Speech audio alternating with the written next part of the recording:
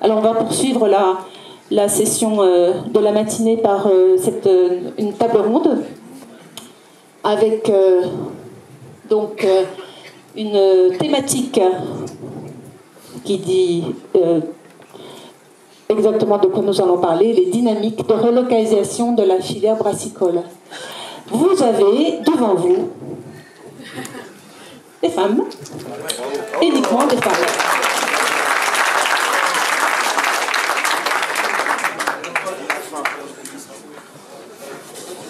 Donc pour échanger sur cette thématique, c'est quand même extraordinaire d'avoir ces jeunes femmes qui sont présentes et qui vont vous apporter les éclairages chacune. Je tiens à saluer cette initiative avant tout, avant de vous laisser la parole, cette initiative fédératrice et puis motrice pour échanger sur ces sujets avec autant d'acteurs, des acteurs de l'amont, et de l'aval. Donc je vais vous demander de vous présenter. Alors on va commencer par vous, Sarah, de vous présenter et peut-être en termes de timing. D'accord, bon c'est parfait. Ok, alors on va procéder de la façon suivante. Chaque intervenante va se présenter et ensuite nous allons consacrer un petit peu de temps à votre état des lieux. Où est-ce que vous en êtes après avoir raconté un peu votre parcours, hein? Où est-ce que vous en êtes? Vous êtes là pour témoigner sur des actions, des enjeux qui sont très différents, bien sûr. Et puis ensuite, la parole sera à la salle. Donc le but de cette table ronde, c'est vraiment d'avoir des échanges les plus fructueux et nombreux possibles. Voilà.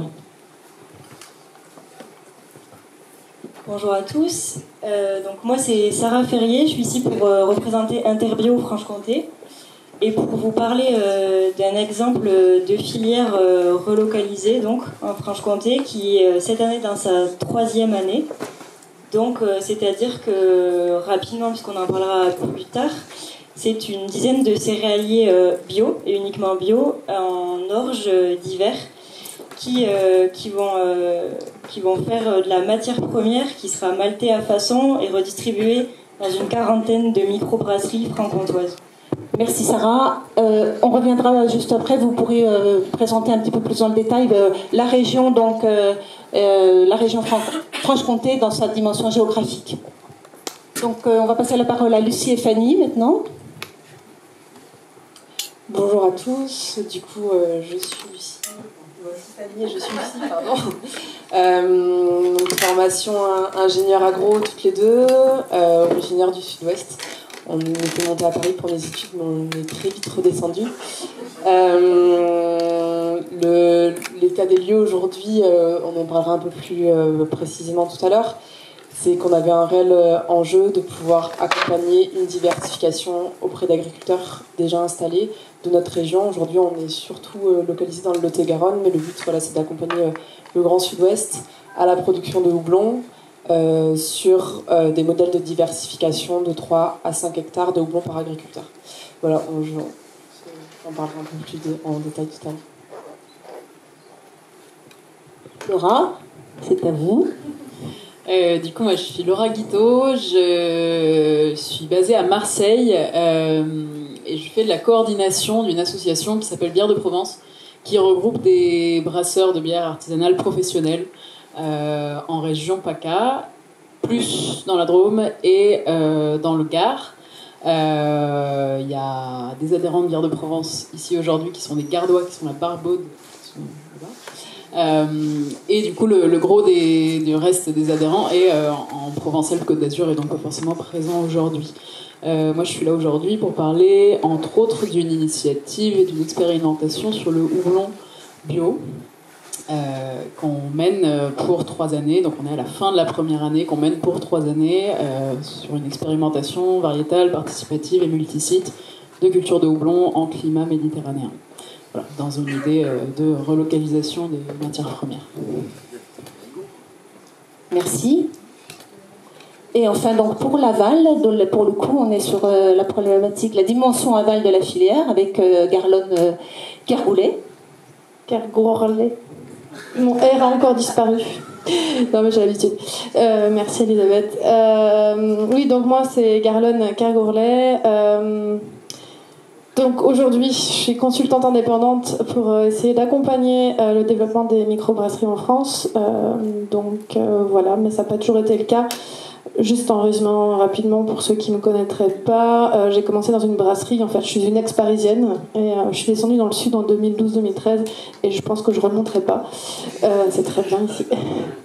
J'ai démarré dans une brasserie dans le Tarn, puis j'ai aussi aidé à la création du syndicat national des brasseurs indépendants où j'ai représenté avant Jean-Olivier un peu indirectement la région de Occitanie, donc je connais pas mal d'entre vous. Et aujourd'hui, donc voilà, mon travail c'est d'organiser des rencontres. Elisabeth, tu parlais de rencontres aussi, je pense que c'est très important et j'attache beaucoup d'importance à être sur le terrain. Parce que comme on disait tout à l'heure, les microbrasseries sont vraiment très c'est un milieu très hétérogène, c'est très diversifié et je veux rester en contact. Donc voilà, j'ai trouvé la façon de le faire et de pouvoir aussi continuer à transmettre. Merci. Vous gardez le micro, hein, il va aller de l'une à l'autre. Alors, on va peut-être souligner le fait que vous avez toutes des parcours très différents, avec également, au-delà de ces parcours, des démarches qui sont initiées de façon différente également. On va commencer par Sarah en Franche-Comté. La particularité, ça vient d'un brasseur, ça vient de brasseurs, hein, cette filière orge, malte, orge bio. Oui. Franco-toi. À la toute base du projet, ça a démarré avant 2015. L'idée en fait des brasseurs, c'était d'avoir une malterie. Il y a eu une étude qui a été faite. Les résultats, ça a été que le seuil qu'ils avaient prévu, c'était pas rentable. Bon, ça a été abandonné. Ils se sont dit, on doit quand même structurer d'abord l'offre en céréales avant toute chose. Donc là, il y a juste des petits visuels de où on en est aujourd'hui. Et quand on dit structurer la filière, il fallait d'abord trouver des paysans motivés.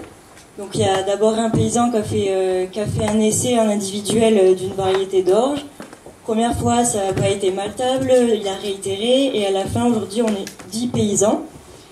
Et ça vient de la demande des brasseurs qui voulaient vraiment s'approvisionner en local et en bio.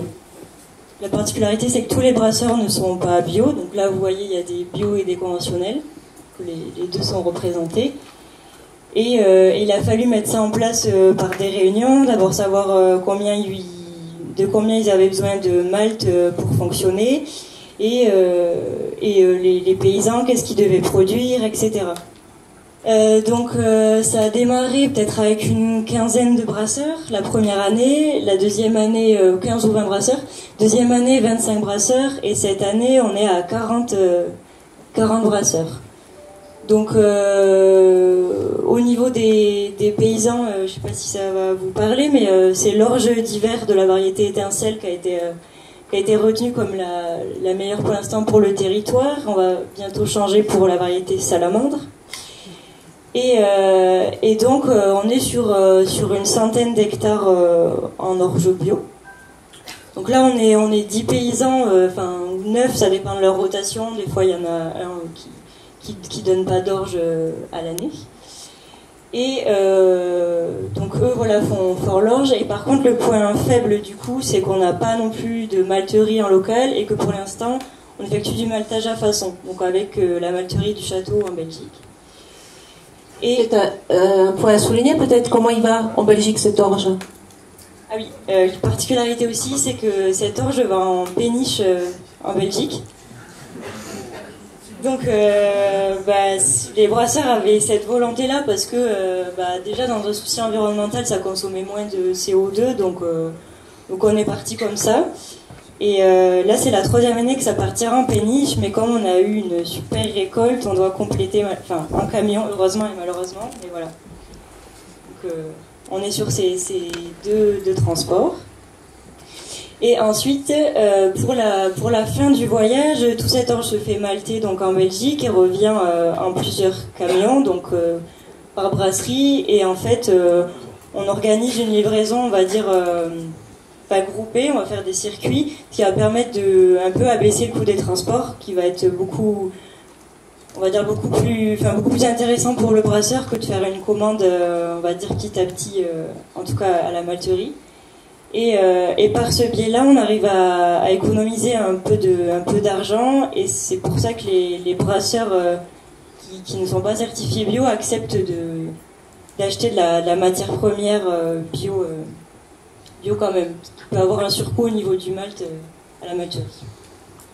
Alors, on va continuer le détail des présentations des parcours, mais j'avais quand même une question. Il y a une action commune, c'est le cas de le dire, qui s'est transmise, qui s'est projetée au-delà de cette filière qu'on voit là du coup d'orge bio locale, avec en transformation finale au bout de la chaîne une bière commune justement qu'on appelle la commune. Et donc vous pouvez peut-être parler un tout petit peu en termes d'action, une des actions. Ce qu'il faut juste souligner, c'est que justement dans ce projet, ils partaient pas nulle part non plus, c'est que les brasseurs franc-comtois, ils sont organisés depuis des années pour faire des commandes groupées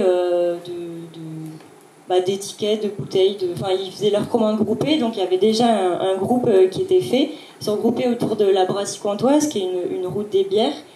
Et en fait, chaque année, ils ont une bière qui s'appelle la commune, c'est-à-dire qu'un brasseur tiré au sort chaque année invente une recette, et toutes les autres brasseries l'adoptent, et donc ils discutent des différences, que ça vienne de l'eau, etc. Et voilà. Ils ont donc une étiquette commune et tout ça. On voit pas très bien, mais la brasserie qui a fabriqué la bouteille est mise en valeur. Et donc il y a 3 ans, la première commune a été faite de malt 100% bio et franc-comtois. Et du coup, on a des éléments de réponse avec cette expérience-là qu'on pourra développer ensuite sur la notion de terroir, puisque la même recette ne donne jamais la même bière sur l'ensemble des brasseurs. On va passer en Nouvelle-Aquitaine pour avoir un petit peu un historique de votre parcours. On se répartit la parole. De votre cheminement, on va dire. Oui, donc j'ai commencé tout à l'heure, donc ingénieur agro, spécialisé en développement agricole, bon, tout ce qui est développement des territoires, développement des filières, développement vraiment sur la partie amont. Et bon, on a fait le même constat que vous avez fait tous, et on est rentré d'abord par la brasserie, par le secteur de la brasserie, et ensuite on s'est intéressé du coup aux matières premières, et notamment au houblon. On s'est rendu compte très vite en essayant de se former. Alors quand on regarde, le premier réflexe, je pense, c'est de taper houblon sur YouTube ou houblon sur Google, on ne trouve pas grand chose. Et en fait, du coup, on a été assez curieuse de savoir ce que c'était que cette plante. On allait se former. On s'est formé forcément en France, en allant en Alsace, on s'est formé au Québec, on s'est formé en Espagne, en Belgique, on était cet été en Slovénie. Le but c'était de comprendre tous les enjeux des zones de production dans le monde, quelles étaient leurs contraintes, quelles sont nos contraintes à nous, chez nous, et qu'est-ce qu'on va mettre en place. Donc ça c'était vraiment l'année 2018, ça fait 3 ans à peu près qu'on bosse sur le projet. En parallèle, on a mené une étude de marché auprès de plus de 80 agriculteurs de notre département pour comprendre quelles étaient les filières. Chez nous, on avait beaucoup de tabac. Pourquoi cette filière a périclité? Quelles sont les filières aujourd'hui? Et quelles sont les attentes des brasseurs, des agriculteurs sur ce domaine-là? Et on s'est rendu compte qu'il y avait un besoin de diversification énorme, un besoin de culture à haute valeur ajoutée et un besoin de structuration des filières. Les 3 verrous qu'on a identifiés, il y a une demande qui est énorme, mais aujourd'hui quand on veut faire du houblon, c'est un peu les constats que notamment l'association Houblon de France met en avant. On ne trouve pas d'offre de suivi technique, on ne trouve pas d'offre de matériel végétal ou agricole, on ne trouve pas d'offre de formation, ni de transformation, ni de commercialisation des cultures. Et c'est ces 5 verrous-là qu'on a essayé de lever. Alors là, aujourd'hui, il y a Fanny et moi sur la partie entreprise Open Terre de Houblon, mais on s'est vite entouré, donc là ça a été 2018, s'entourer de partenaires du territoire qui étaient capables de nous accompagner sur ce développement-là. Du coup, je vais rapidement faire un point sur là où on en est. Il y a une grande partie de ce qu'on fait qui a été présenté dans la vidéo. Mais l'idée, c'est que en fait, nous, notre fonctionnement en Nouvelle-Aquitaine, c'est vraiment l'entreprise Open, qui est une entreprise privée, qui est accolée à tout un consortium de partenaires institutionnels et qui représentent à la fois le monde agricole et le monde de la brasserie. Et ces deux organismes ensemble essaient de développer la production auprès d'agriculteurs et de porteurs de projets. Donc cette année, on a monté une parcelle expérimentale que vous avez vue, on a fait la récolte avec un lycée agricole super innovant, avec la chambre d'agriculture, avec une école d'agronomie qui nous suit sur les tests scientifiques de l'adaptation des variétés au terroir. On a une CUMA, c'est une coopérative de mise en commun de matériel agricole qui s'est montée et qui met à disposition des premiers porteurs de projets qui s'installent en Nouvelle-Aquitaine, qui sont aujourd'hui en nombre de 6, le matériel spécifique au houblon pour que les investissements soient baissés. On a aussi le SNBI qui nous suit et qui nous aide à toucher plus largement les brasseurs, l'association Houblon de France qui est intervenue en début de semaine pour faire une formation auprès de nos porteurs de projets. Et au niveau de l'entreprise, on fait des missions de conseil pour les porteurs de projets qui souhaitent s'installer en houblon. Donc on les aide à choisir les variétés, à dimensionner leurs projets pour qu'ils soient viables économiquement et qu'ils puissent faire un houblon de qualité pour que demain on puisse proposer du houblon qui répondent aux attentes des brasseurs. C'est la première activité qu'on fait. On vend des plants de houblon, on pelletise les récoltes et on les vend aux artisans brasseurs. Donc cette année, on a récolté, transformé 300 kilos et il reste 30 kilos de cascade pour ceux que ça intéresse. Voilà. Et donc on a un site de e-commerce qu'on a développé. Et notre but, c'est vraiment à terme de pouvoir regrouper les différentes variétés que les houblonniers font, regrouper des terroirs et assurer une qualité top qualité aux brasseurs. C'est une expérimentation qui se passe sur 7 parcelles, qui est à la fin de la première année. Il y a un lycée agricole qui est dans la boucle aussi de ces 7 parcelles pour faire ressortir les variétés qui arrivent à pousser et toutes leurs qualités organoleptiques par le biais d'analyse des teneurs en huile essentielle, des quantités d'eau après séchage, de tout ça. Au-delà de ça, du coup, je veux bien qu'on revienne à la diapo d'avant, si ça vous va.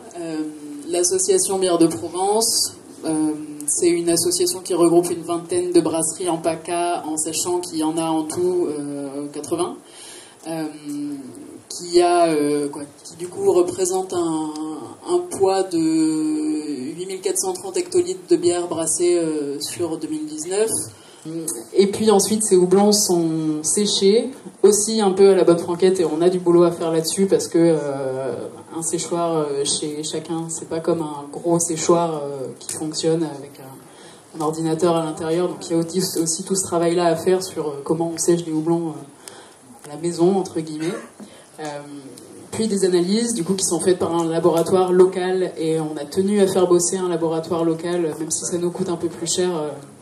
Sur les analyses de houblon sec, puis des brassins-tests qui sont faits par des brasseurs, et donc comme on est une association de brasseurs, on les a sous le coude, et ensuite des analyses sur les brassins-tests et des dégustations de ces brassins, c'est bien. Et du coup d'avoir toute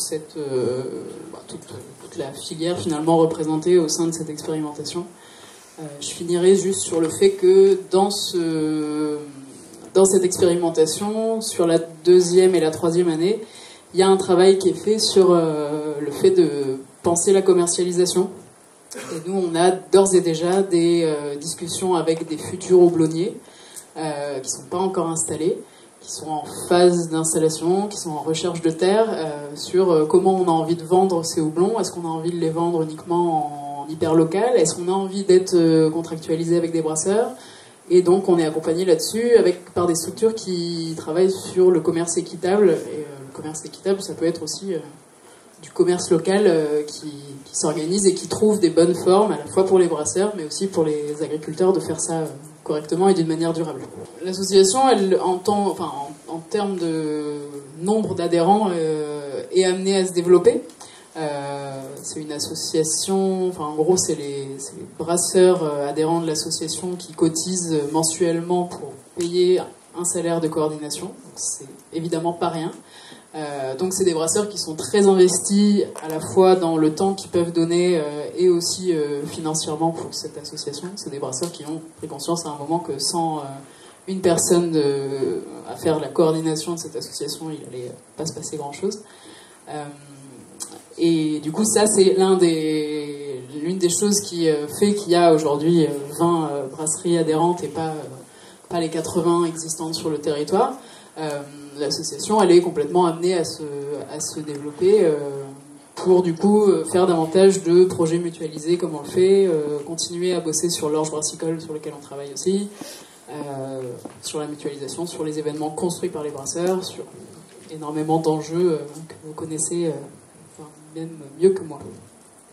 Alors moi, c'est vrai que j'ai l'avantage d'avoir vécu quelques années dans le Tarn, donc d'avoir été tournée pendant quelques années sur Toulouse et d'habiter aujourd'hui à Montpellier. Et sur Montpellier, il y avait à peu près 2 lieux il y a 10 ans et on est à plus de 20 aujourd'hui. On compte aussi les brasseries, les brewpubs, les caves, les bars, etc. Donc on a fait là, sur Toulouse, on a fait à peu près x6 et sur Montpellier, on a fait x10. Et sur l'ensemble, j'ai pris ces 2 grandes villes-là parce que c'était plus facile de prendre les 2 capitales régionales sur les 2 anciennes régions. Et pour les brasseries, on est passé d'une dizaine de brasseries en Languedoc-Roussillon à plus d'une centaine et de 14 en Midi-Pyrénées à plus de 120 aujourd'hui parce que, comme on disait avec Alice tout à l'heure, il y a les chiffres, on ne sait pas trop, entre 195 et 240 là. Mais à peu près, donc on a fait x10 en Languedoc-Roussillon et x9 à peu près en Midi-Pyrénées, mais x10 sur la région, on est passé à peu près de 24 à 240 pour grossir le trait.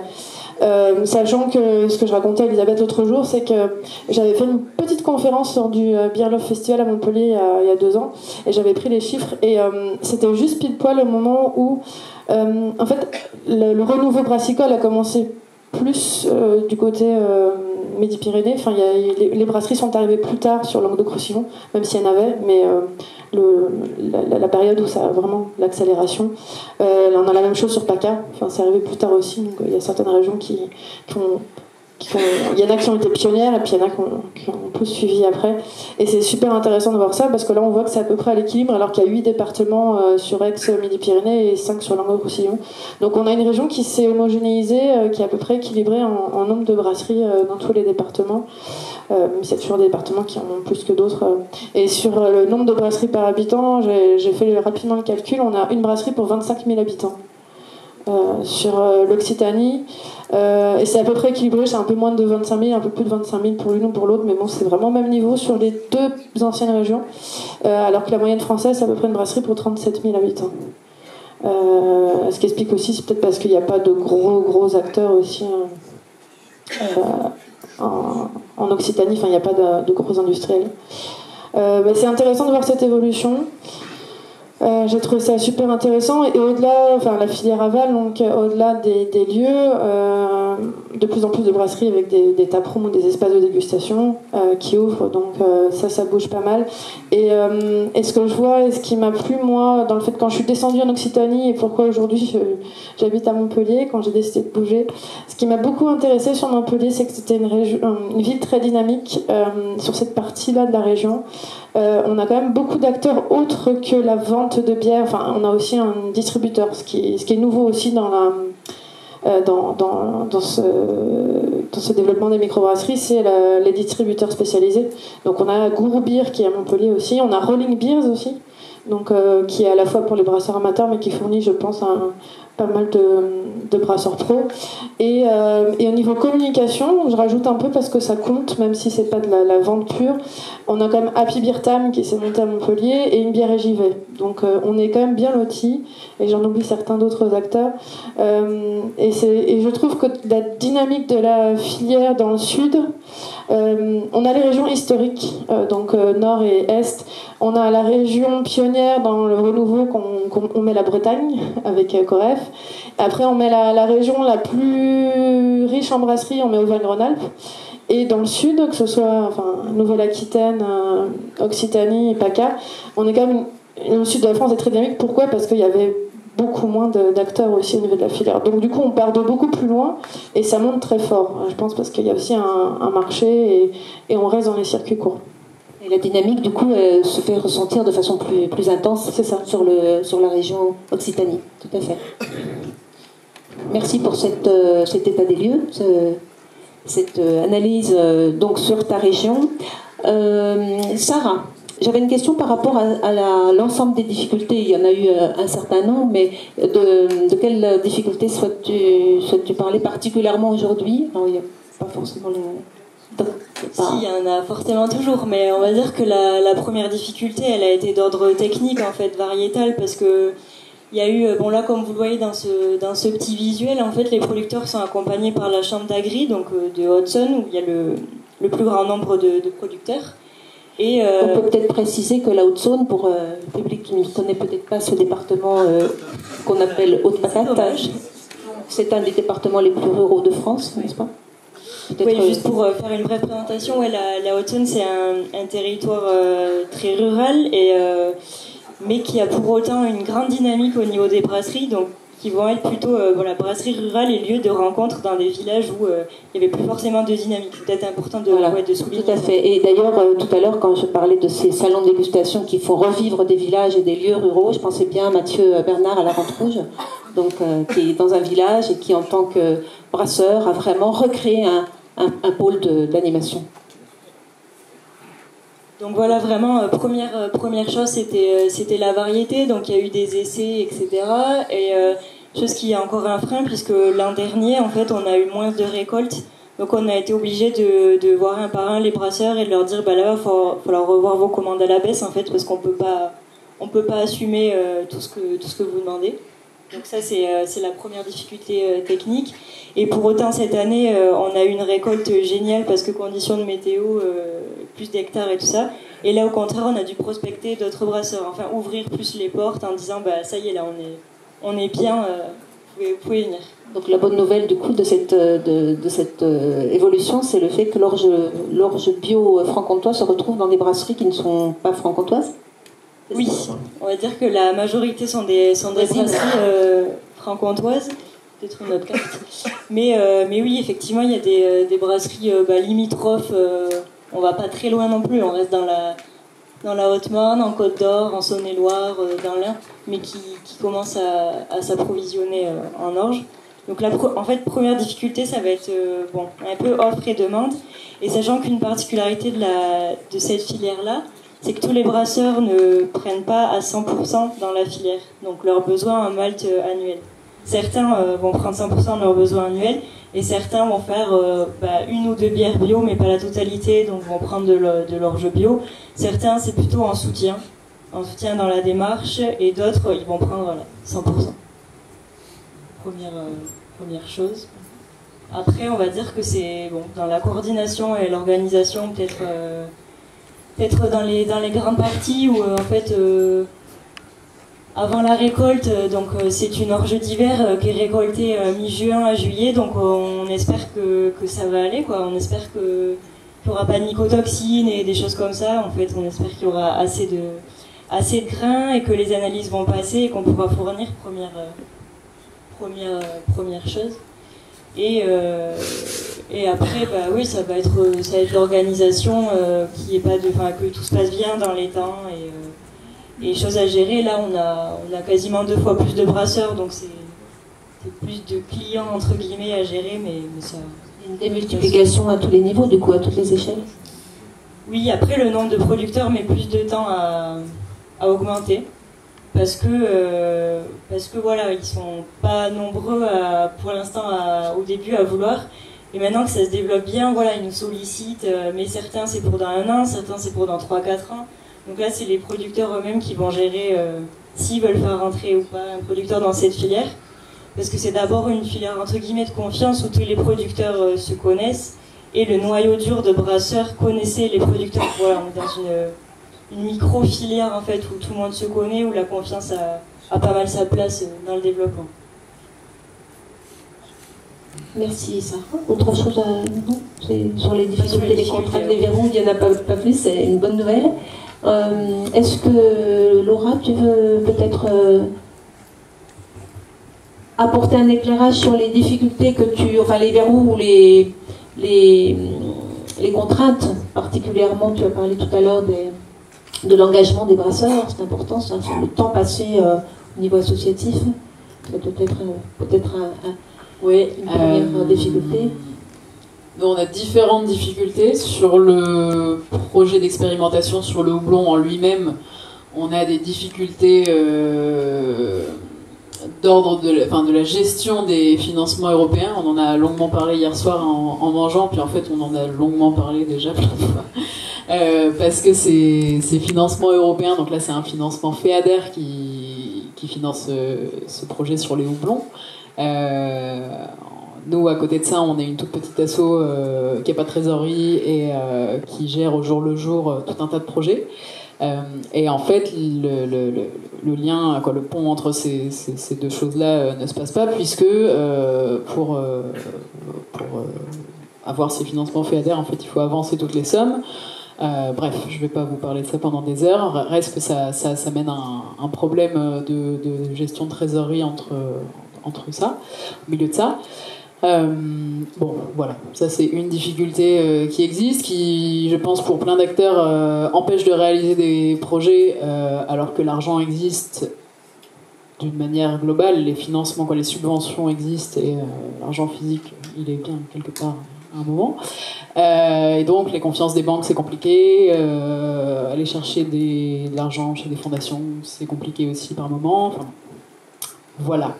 Au-delà de cette chose-là, du coup, pour parler plutôt du projet sur le houblon, on a besoin, nous, de s'organiser par rapport à ce projet-là. La première année a été hyper intéressante parce que c'est de la mise en forme du projet, tout ça. Reste que sur la finalité de la première année, là, sur les résultats des analyses, on a des manques dans les répétitions. Donc en gros, pour réussir à comparer des choses, il faut les répéter sur différentes parcelles, là par rapport au houblon. Et en fait, s'il n'y a pas le nombre de répétitions voulues au départ, c'est compliqué de comparer des choses qui ne sont pas comparables. On va en parler, j'en parlerai cet après-midi plus dans l'atelier consacré à ça, où on va parler des variétés, du manque de répétition, mais aussi de l'eau, tout ça. Et voilà, et du coup, d'un côté plus terre à terre, c'est le cas de le dire. Nous, on se pose beaucoup de questions par rapport à l'eau, à l'hygrométrie et à l'irrigation de ces cultures de houblon futures en PACA.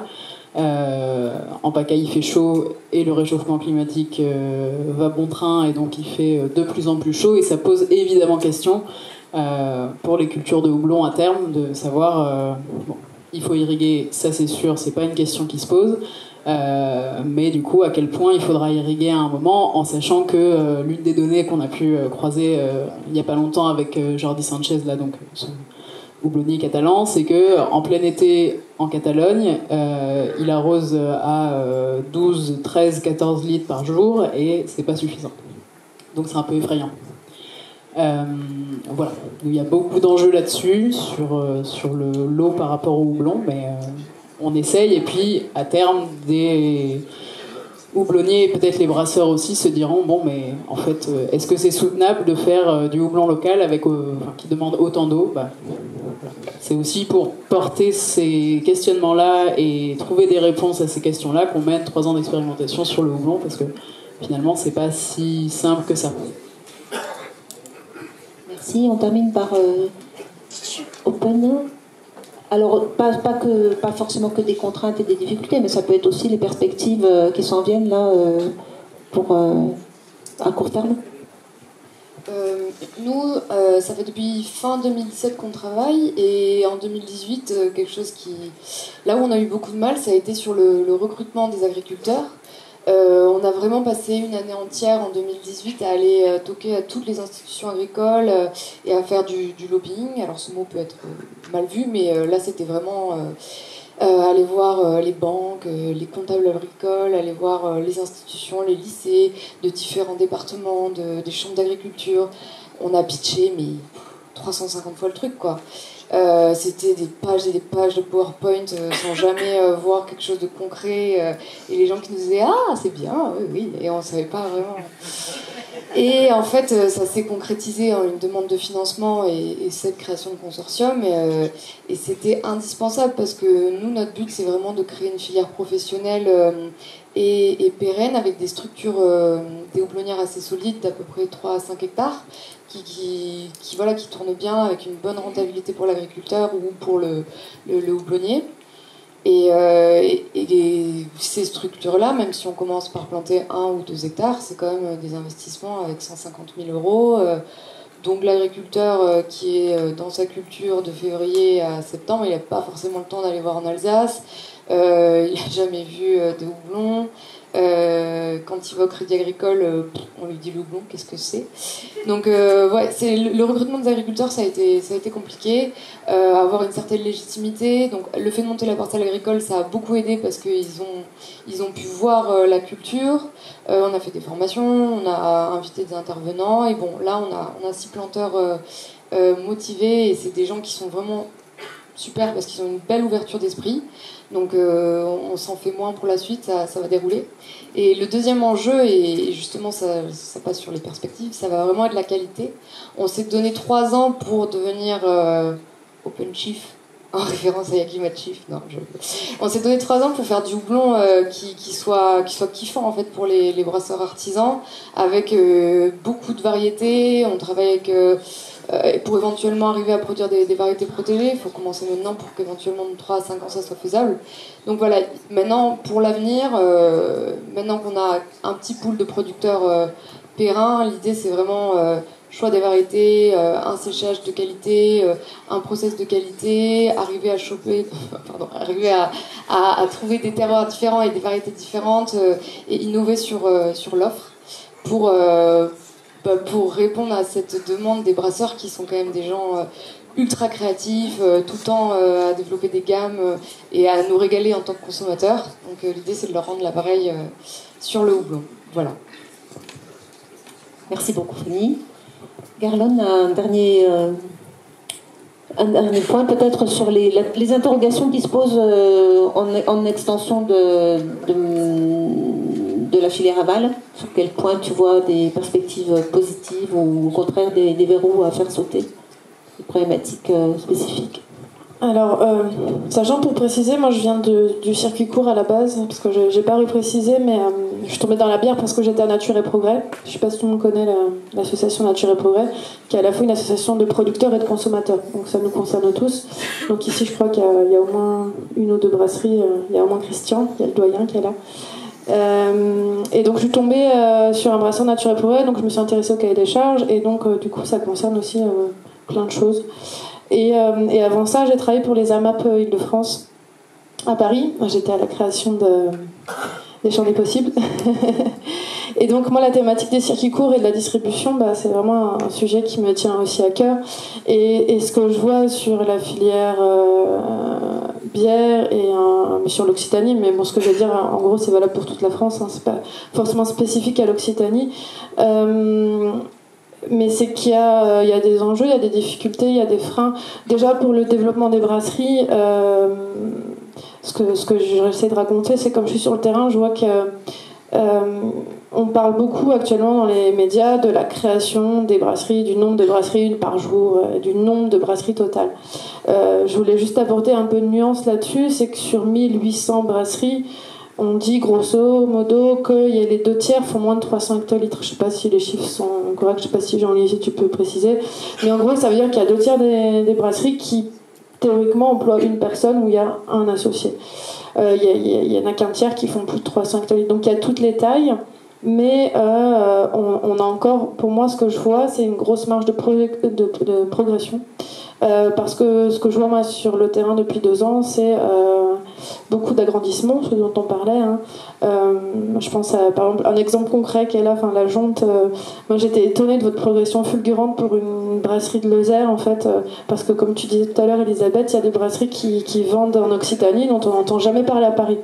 Moi, je viens de Paris, donc c'est vrai que si on est à Paris, je pense qu'on a, à moins d'avoir de la famille en Lozère, on n'a jamais entendu parler de la Jonte. Et c'est très bien parce qu'on voit que c'est une filière très locale et que c'est très bien parce que pour les marges, ça veut dire aussi moins de...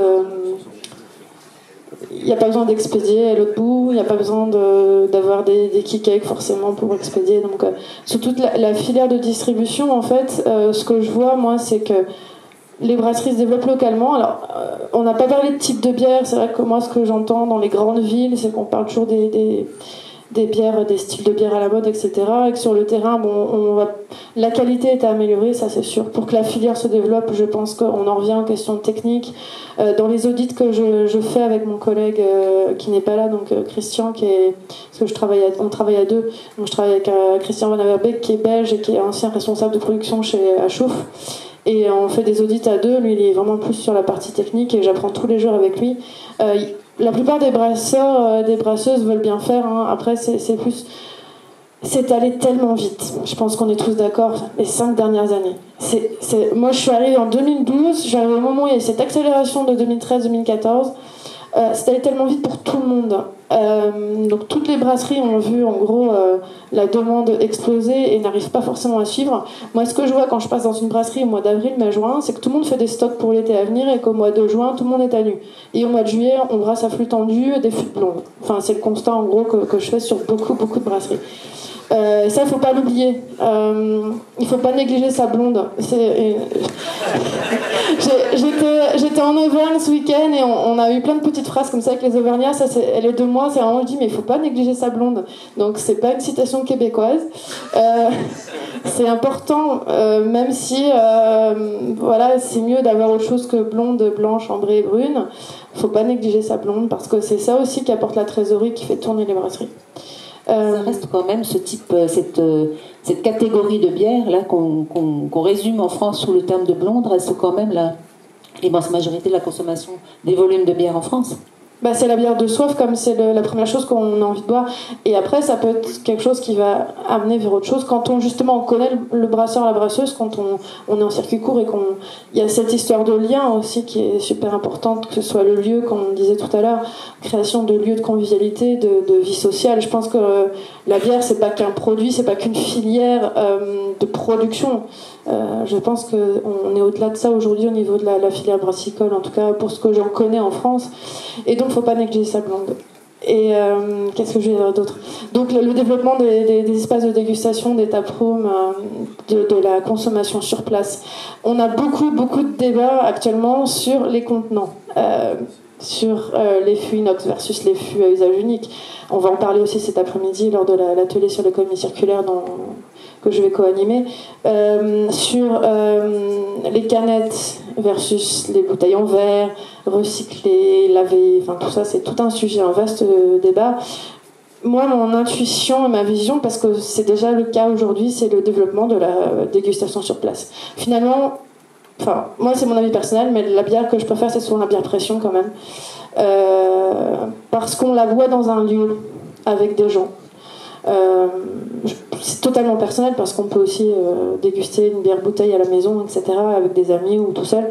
Mais je pense que ce qui relie, ce qui fait que la bière ça marche, c'est que on recrée des lieux de vie, on recrée des espaces de discussion, de vie sociale. Donc c'est ça que je vois comme développement.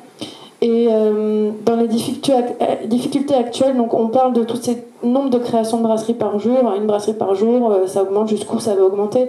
Moi j'ai une autre vision, je regarde pas le nombre de brasseries, je regarde les tailles et je regarde aujourd'hui, la plupart des brasseries ont besoin ou veulent, ont un projet d'agrandissement.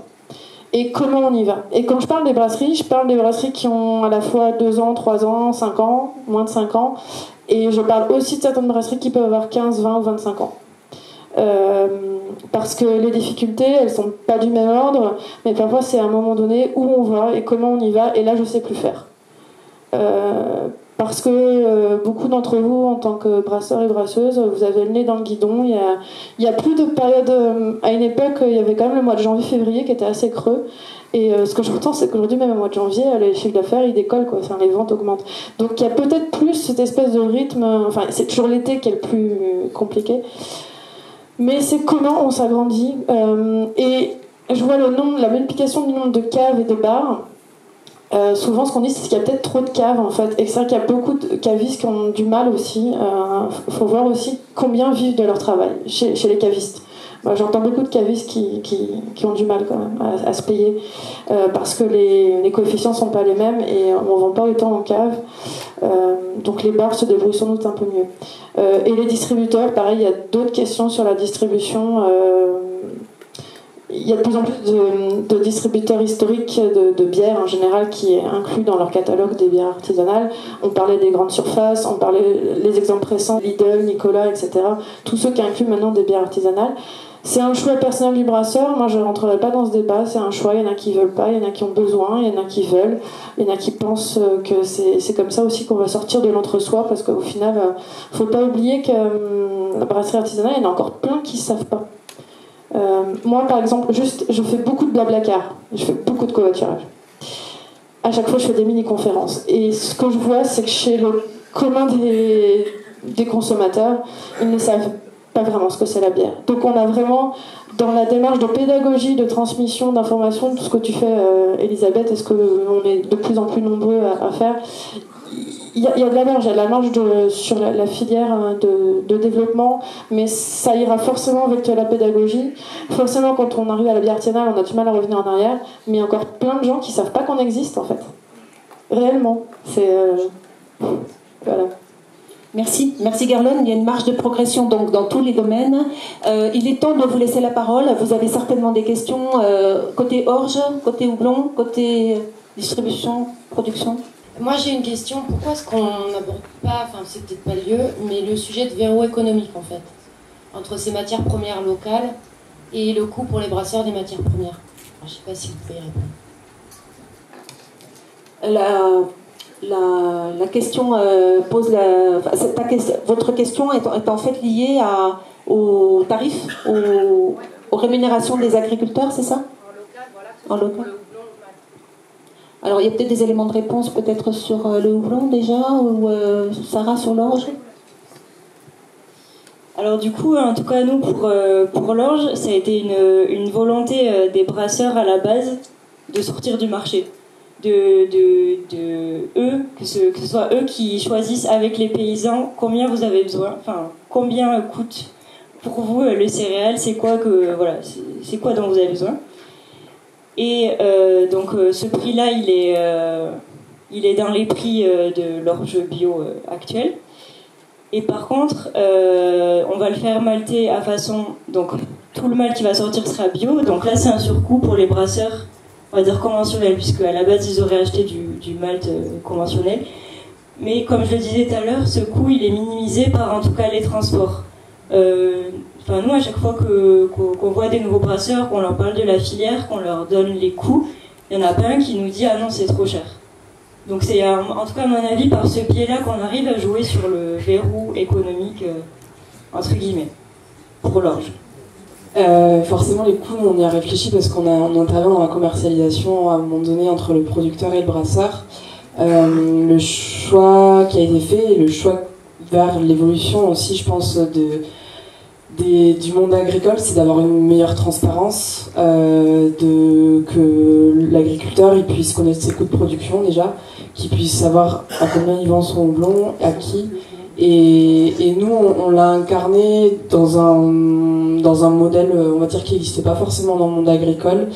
On ne fait pas d'achat-revente des cultures, du houblon, des récoltes, pardon. On est agent commercial du producteur, c'est-à-dire qu'on a une transparence totale par rapport au prix auquel le producteur va vendre son houblon. Il reste propriétaire de sa récolte jusqu'à la fin. Et nous, le but, c'est d'aller chercher des prix rémunérateurs pour nos producteurs. Donc, plus le producteur va vendre cher son houblon, plus nous, on se rémunère parce qu'on prend des commissions sur tout ce qu'on vend pour le compte du producteur. Donc, on a une transparence des prix appliqués. Et ça, je pense que c'est vraiment en réponse à une réelle attente du monde agricole, à savoir, les coopératives agricoles aujourd'hui, on n'a pas jusqu'au moment où on amène sa récolte à la coopérative, on ne sait pas combien on va vendre. Et ça, c'est assez problématique. Après, l'autre chose dont on peut parler aussi, L'investissement de l'agriculteur, aujourd'hui, voilà, Fanny le disait, c'est 150 000 € à peu près d'investissement. Le brasseur, je ne sais pas si vous le savez tous, le brasseur aujourd'hui ici, et on met 3 ans à rentrer en production, donc on a une latence entre l'investissement qu'on fait et voilà. Le bio, on en parle beaucoup, mais aujourd'hui, on a quasiment nous la totalité de nos producteurs qui sont en conversion. Pendant 3 ans, ils ne vont pas pouvoir valoriser leur production en bio parce qu'ils ont 3 années de conversion pour passer du conventionnel au bio. Du coup, tout ça amène à réfléchir aussi à la contractualisation. Je pense que peut-être qu'on en reparlera dans certains ateliers cet après-midi. Le producteur a besoin d'avoir des engagements forts de son acheteur, donc du brasseur, et le brasseur, lui, a besoin de pérenniser ses approvisionnements et ses prix. Et du coup, pareil, là, on parle de contractualisation sur pluriannuel, de combien, et voilà, donc nous, on a une partie des ventes qui sont faites en contractualisation entre le producteur et le brasseur, et une partie des ventes qui sont faites chaque année sur des productions un peu plus spéciales, ou des variétés un peu plus moins, avec des quantités moins importantes. Je vais juste ajouter quelque chose pour la rentabilité au niveau de la houblonnière. Nous, on installe, et la mission de conseil à l'installation est aussi faite pour ça, pour vérifier la rentabilité économique du projet, du porteur de projet.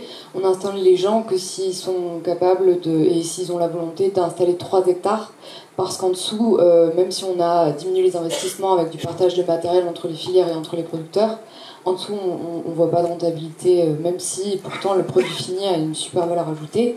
Voilà, on lance que des modèles sur 3 hectares.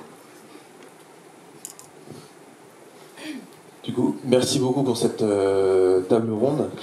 Ça démontre bien que les dynamiques locales et la dynamique française, ça montre la France comme un gros laboratoire. Il y a encore tout à faire, tout à inventer. Moi, je suis admiratif de toutes les initiatives que vous nous avez présentées. Et ça prouve qu'il n'y a pas une manière de faire. Il y a plein de manières d'aborder ce développement de filières brassicoles dans les territoires et à l'échelle nationale. Évidemment, ça utilise un vocable. On a entendu tous les gros mots de l'aménagement du territoire. Forcément, c'est des grandes intentions qui sont individuelles, collectives, de groupe.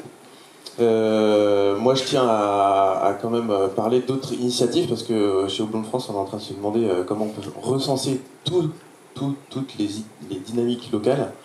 À l'échelle du houblon, pour les citer très vite, il y a des associations qui se créent, notamment la FARA, l'association des producteurs de houblon Auvergne-Rhône-Alpes.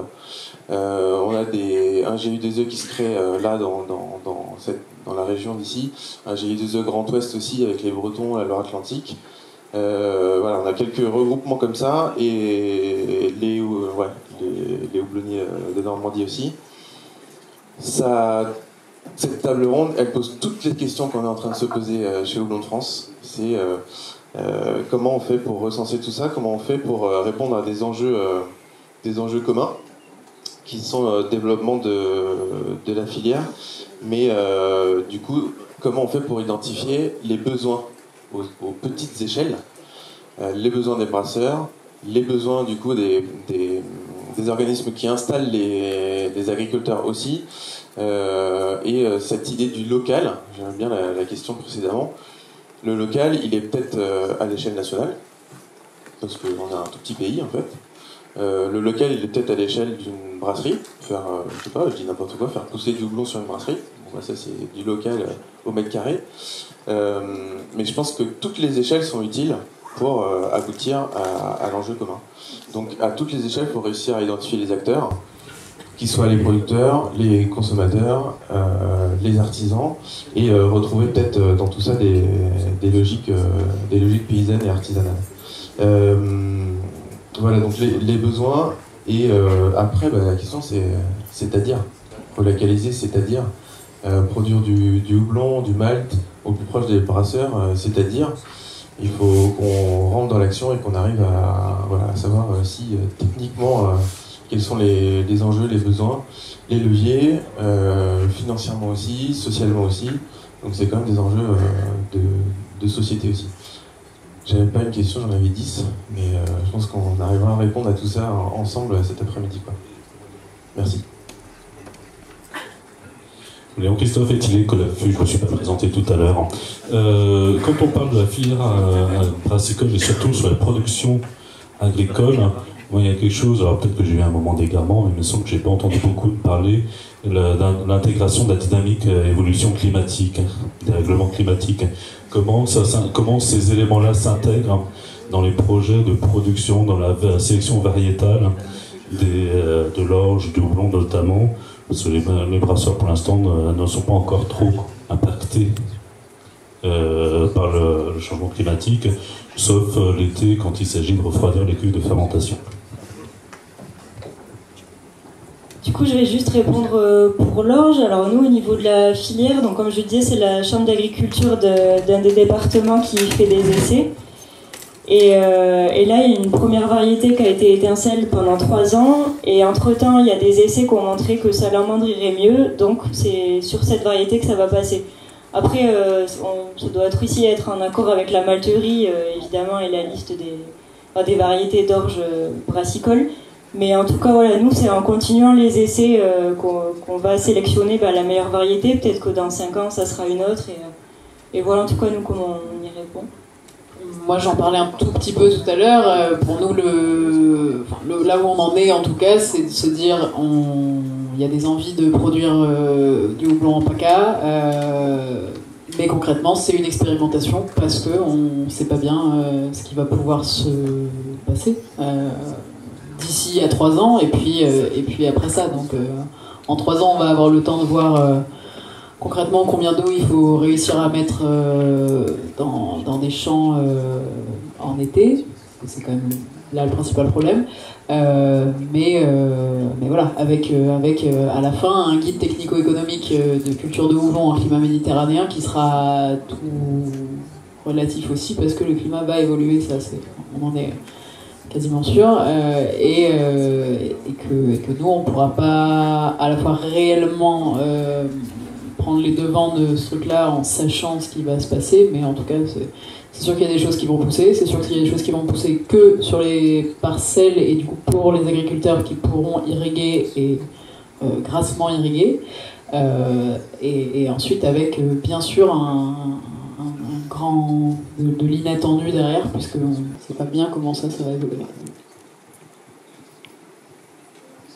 Merci pour cette question, parce que c'est vraiment une question qui est d'actualité et de toute façon plus généralement dans le monde agricole. Alors, d'une part, nous, sur la sélection des variétés, c'est effectivement un enjeu très fort. C'est pour ça que sur la parcelle expérimentale, on en a mis 15 pour voir un petit peu ce que ça donne. On a aussi fait pas mal de recherches sur les foyers de production dans le monde. Et nous, de toute façon, on est plutôt au niveau de la latitude du bassin de l'Oregon. Et même au niveau, ils font aussi beaucoup de pommes. Et c'est des questions... Enfin, c'est des foyers de production qui sont assez similaires. Donc on se base un petit peu sur un démarrage sur ces variétés-là. Après, au niveau de l'irrigation, c'est une question qui est mondiale. Au niveau mondial, dans la production de houblon, il n'y a que 20% des surfaces globales qui sont irriguées. Donc, premier producteur étant l'Allemagne, voit sans doute ses chevilles se réchauffer déjà. Donc, on est allé au Congrès mondial du houblon en Slovénie cet été, et tous les pays d'Europe de l'Est disaient pour les productions, on a planté tant, ça se passe bien, mais là on attend la pluie, c'est un peu compliqué. Et avec Lucie, comme on est du sud-ouest et que la plupart des productions à dollar ajouté sont irriguées, on était assez choqués. On se disait waouh, comment c'est possible qu'une culture comme ça, avec le premier producteur mondial, n'est pas sécurisée et s'adapte pas à ce réchauffement climatique qui arrive, quoi. Donc c'est assez impressionnant. Et donc nous, par rapport à l'irrigation, notre positionnement, c'est de faire du goutte à goutte enterré, qui est une méthode assez respectueuse, qui sauve pas mal d'eau par rapport à d'autres, et de travailler avec tout un système de capteurs pour voir où en est l'humidité du sol et quels sont les besoins de la plante, et lui donner que ce qu'elle a besoin. Et voilà. Et après, une autre question plus générale, c'est quelle est la rentabilité ou l'impact écologique du litre d'eau versé. C'est-à-dire que nous, en Lot-et-Garonne, toute l'arboriculture est irriguée, la plupart des cultures de valeur ajoutée sont irriguées, et le houblon est pas terriblement plus gourmand qu'une autre culture.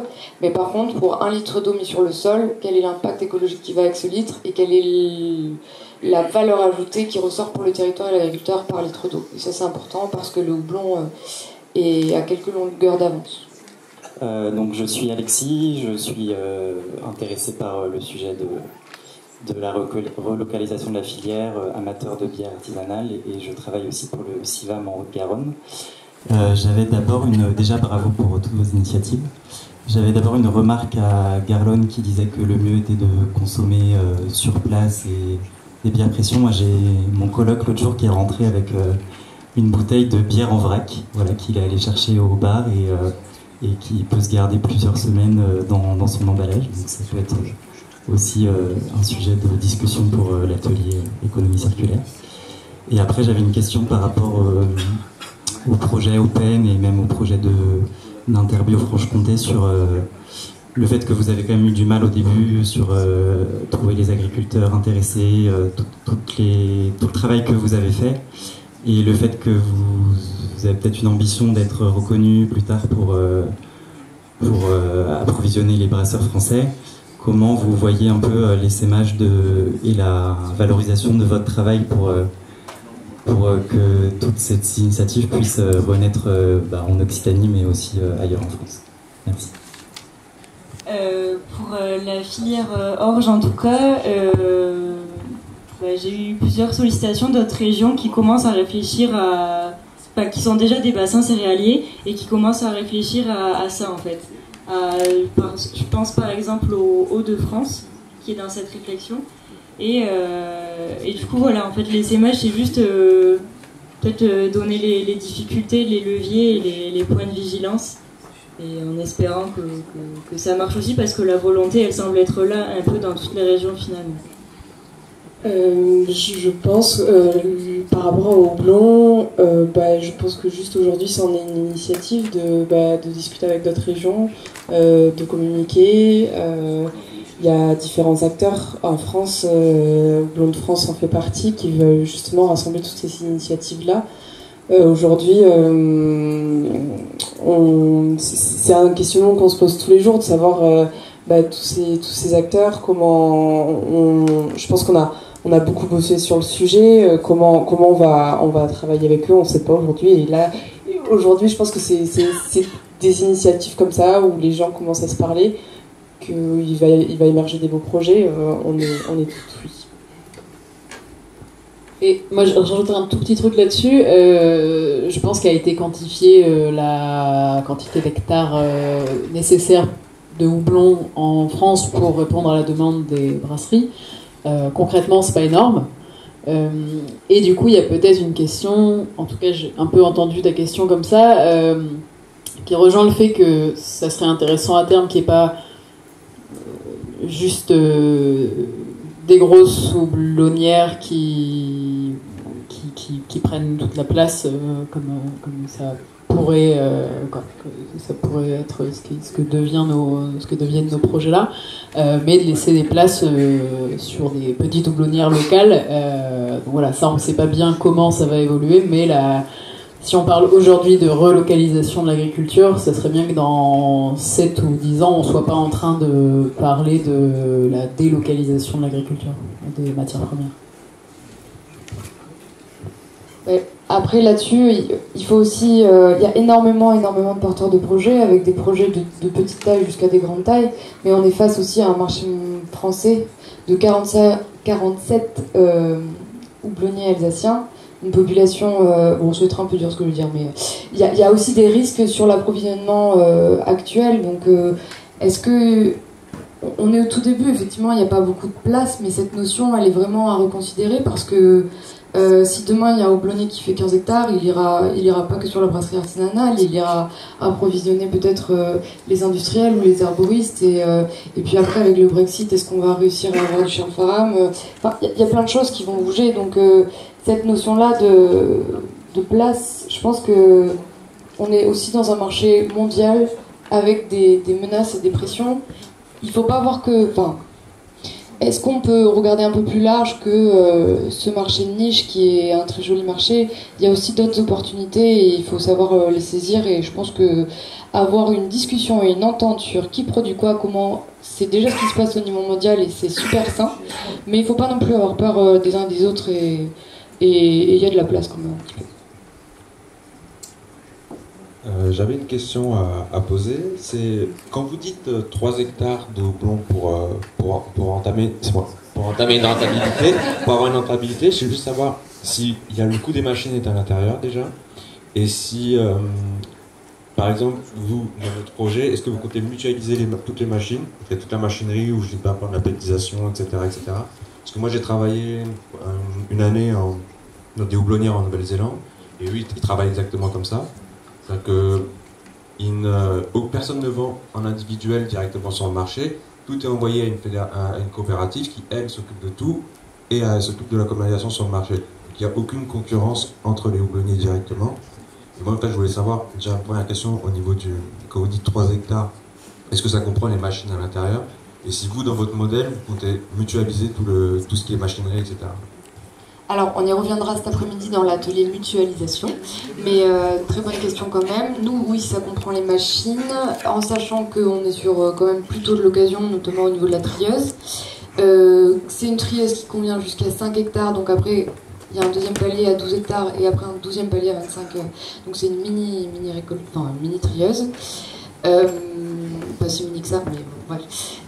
Et on fait aussi de l'échange entre les filières. Par exemple, on essaie d'adapter des séchoirs à tabac, des séchoirs à prunes, des séchoirs à semences. Pour le butage, on peut utiliser des outils à vigne. Donc voilà, il y a une utilisation entre les acteurs d'un même territoire et entre les filières. Donc voilà.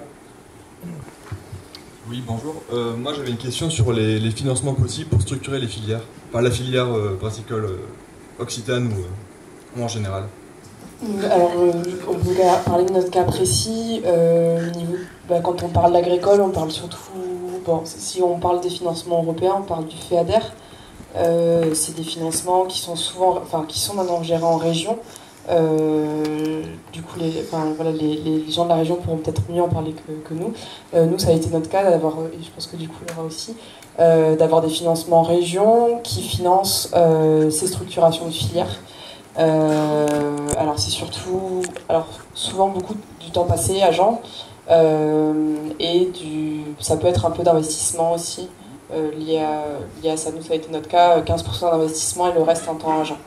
Et après voilà, il y a souvent ce qui est demandé, c'est souvent d'avoir un partenariat qui est intéressant autour de ça, c'est-à-dire que pas uniquement des structures que publiques, pas uniquement que des structures que privées, d'avoir vraiment vraiment une diversité d'acteurs autour qui se mettent en place et qui travaillent sur un projet commun. Donc souvent c'est pas lié à une structure seule, mais souvent, nous dans notre cas ça a été vraiment 11 partenaires qui sont mis autour de la table et qui ont demandé ces financements-là. Après je pense qu'il en existe d'autres. Il y a France Agrimaire aussi qui fait pas mal de financements. Là il y a un appel à projet de France Agrimaire sur la structuration de filières. Alors les départements ne financent plus trop. Après je sais, là je parle dans un cas propre, mais aujourd'hui c'est beaucoup les régions qui vont financer ça. En fait, ma question était un peu intéressée parce que je travaille à l'agence bio et en ce moment on a un appel à projet pour structurer les filières. Donc l'agence bio, pour ceux qui ne connaissent pas, c'est une structure qui est affiliée au ministère de l'Agriculture et donc pour structurer les filières bio en France. Et donc on subventionne les porteurs de projets qui ont des projets qui incluent des partenaires de l'amont à l'aval de la filière.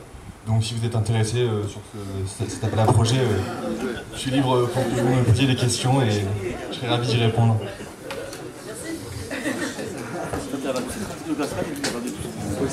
Donc voilà, si vous l'avez pas bien vu, il a un peu livré un t-shirt bleu. Ce qui n'a pas été précisé quand même, juste sur cette question-là, il y a aussi un enjeu de la part des acteurs eux-mêmes à s'autofinancer leur structuration et à mettre au pot des montants à la hauteur de chacun. Et en fait, c'est source d'indépendance de ne pas être soumis à des finances publiques, même si je suis un financeur public. Du coup, on voulait dire un mot pour la clôture, et après, je prends la parole.